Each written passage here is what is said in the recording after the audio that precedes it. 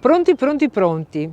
Le uova ci sono, devo cercare una bottiglia con il collo largo e devo aspettare una notte con la luna. Ma non tutte le notti questo lo posso fare. In realtà tra qualche giorno sarà San Pietro ed è un momento particolarmente affascinante che mi porta ai miei ricordi di bambina, che io cerco di trasferire durante l'ultima settimana di giugno agli ospiti che potranno essere qua con noi a Val Grande.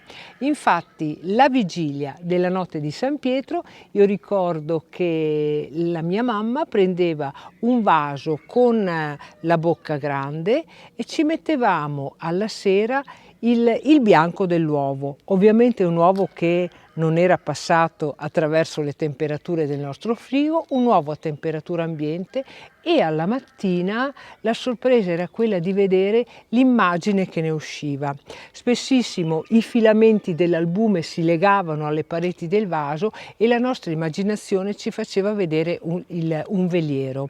Infatti noi bimbi dicevamo ecco che San Piero le arriva in barca. In realtà si voleva quasi pensare, sperare in un'estate piovosa, da cui il detto San Piero le arriva in barca, ed è quello che io cerco di fare con gli ospiti che se alloggiano durante la settimana di giugno qui a Val Grande potranno fare con sorpresa questa grande scoperta alla mattina del 29 giugno.